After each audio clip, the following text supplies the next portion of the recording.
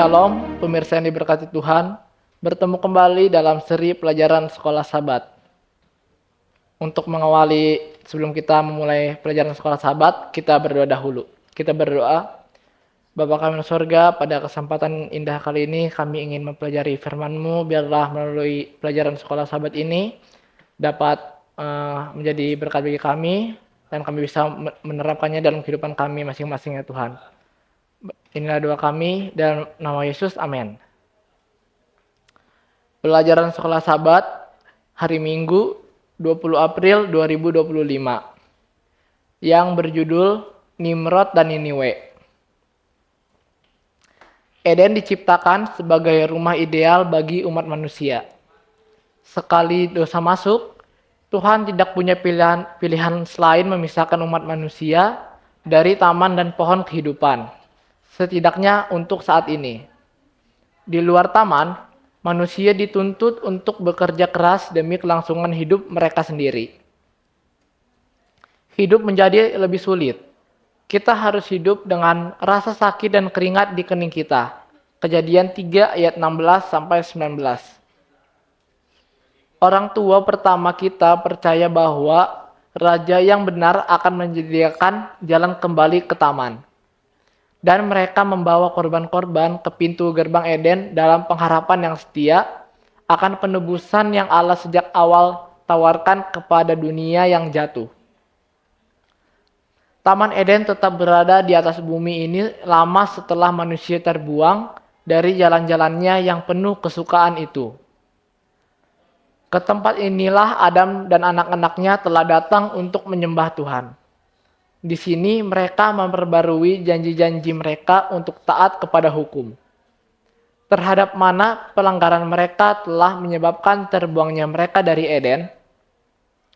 Apabila arus dosa melanda dunia ini, dan kejahatan manusia menetapkan kebinasaan mereka oleh air bah, tangan yang telah mendirikan Eden itu telah mengangkatnya dari dunia.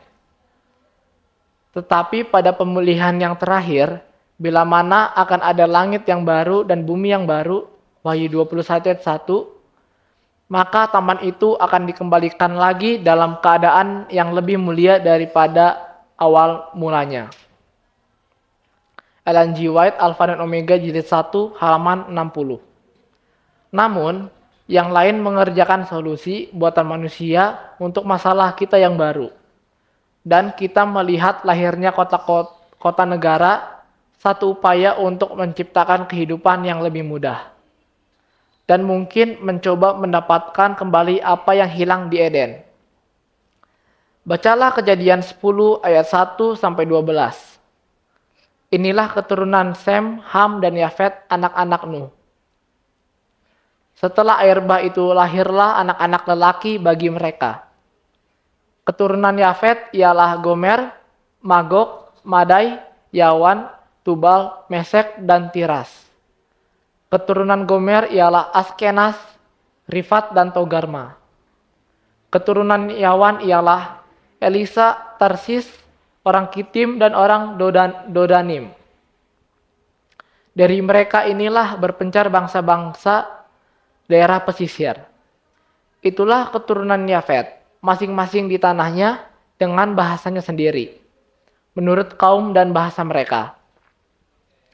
Keturunan Ham ialah Kus, Misraim, Put, dan Kanaan. Keturunan Kus ialah Seba, Hawila, Sabta, Raema, dan Sabtekha. Anak-anak Raema ialah Sheba dan Dedan. Kus memperanakan Nimrod. Dialah yang mula-mula sekali orang bumi yang berkuasa di bumi. Ia seorang pemburu yang gagah perkasa di hadapan Tuhan. Sebab itu dikatakan orang, seperti Nimrod, seorang pemburu yang gagah perkasa di hadapan Tuhan.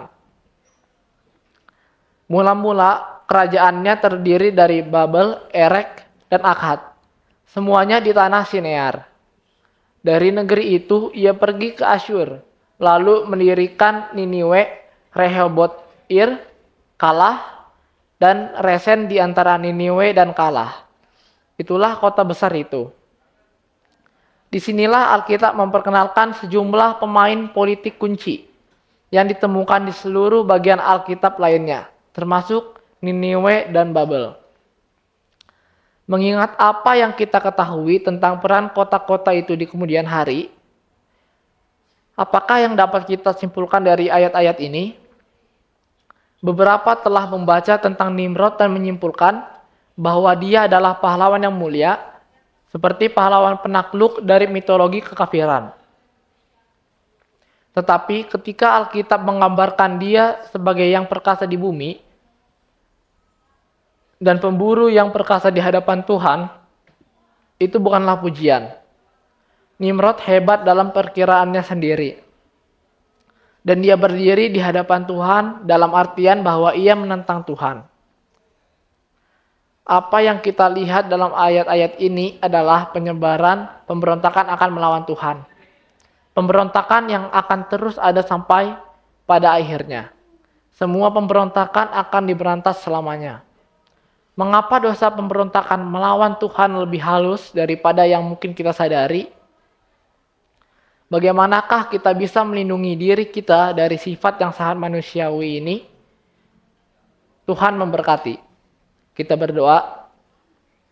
Bapa kami dalam sorga, terima kasih atas kesempatan indah kali ini. Kami sudah mempelajari firman-Mu. Biarlah dari pelajaran sekolah sahabat ini, kami mempelajari tentang sifat pemberontakan. Kami diajarkan agar kami bisa memiliki sifat yang baik, seturut dengan kehendak-Mu saja Tuhan. Berkati juga pemirsa yang sudah mendengarkan sekolah sahabat ini bersama dengan kami. Berkati mereka dalam aktivitas ataupun keseharian mereka. Berkati juga jika pemirsa sedang dalam pergumulan, Engkau bantu mereka ya Tuhan. Dan juga jika ada pemirsa yang sedang sakit, Engkau jamah tubuh mereka dan Engkau pulihkan mereka ya Tuhan. Inilah doa kami, ampuni dosa dan kesalahan kami, sempurnakanlah doa kami ini. Dalam nama Yesus, amin.